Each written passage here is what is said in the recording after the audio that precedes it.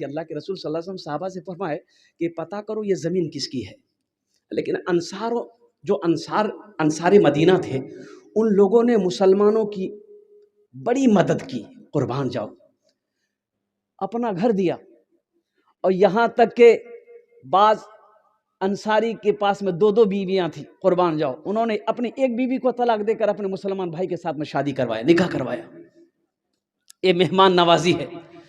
تو ایک زمین خالی تھی، پتہ کیا گیا کہ 2 یتیم بچوں کی زمین ہے، باپ نہیں، انتقال کر گیا، چچا ہے. تو اللہ کے حبیب صلی اللہ علیہ وسلم نے ارشاد فرمایا کہ دونوں یتیم بچوں کو بھی بلاؤ، چچا کو بھی بلاؤ.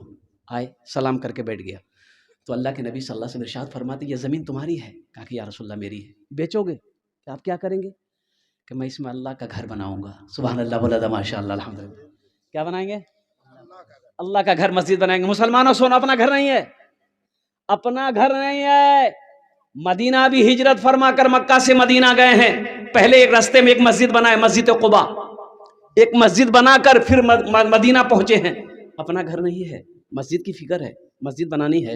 اور وہ زمین والے نے کہا یا رسول اللہ جب آپ مسجد بنائیں گے تو اس کا بدلہ تو ہمیں اللہ دے گا، اب بنائیے. کہا کہ نہیں، یہ زمین تمہاری نہیں ہے، یہ 2 یتیم بچوں کی زمین ہے، اس کا باپ نہیں ہے. اس لیے زمین کی قیمت بولو. ایک قیمت طے ہوئی. اللہ کے حبیب صلی اللہ علیہ وسلم، قربان جاؤ، اس مجمع میں ایک صحابی کھڑے ہوئے کہ یا رسول اللہ جو زمین کی قیمت طے ہوئی ہے اس قیمت کو میں اکیلے ادا کروں گا. اب اس صحابی رسول کا نام کیا ہے میں لاسٹ میں بتانے کی کوشش کروں گا. اور مسلمانوں، نوجوانوں سنو، صحیح بخاری شریف کی حدیث ہے. اور اس حدیث کے راوی کون ہیں؟ حضرت عثمان غنی رضی اللہ تعالیٰ عنہ.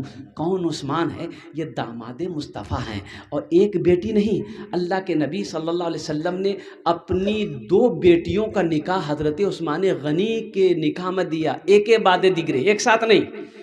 پہلی بیٹی کو شادی کروایا، ام کلثوم انتقال کر گئی. پھر رقیہ، حضرت سیدہ رقیہ رضی اللہ تعالیٰ عنہ کا نکاح اللہ کے رسول صلی اللہ علیہ وسلم نے حضرت عثمان غنی کے ساتھ فرمایا کیا. اور اللہ کے حبیب نے ارشاد فرمایا عثمان اگر میری 10 بیٹی ہو اور تمہارے نکاح میں دیتا جاؤں، اگر وہ انتقال کرتی جائے تو میں 10 بیٹی کے نکاح تیرے ساتھ کر دوں. یہ عثمان اس حدیث کے راوی ہیں. یہ فرماتے ہیں کہ اللہ کے رسول صلی اللہ علیہ وسلم ارشاد فرماتے ہیں کہ من بنا للہ مسجدا بن اللہ لہ بیتا فی الجنہ. جس نے دنیا میں اللہ کا گھر بنایا، مسجد بنائی، اللہ اس کے لیے جنت میں بہترین گھر بنائے گا.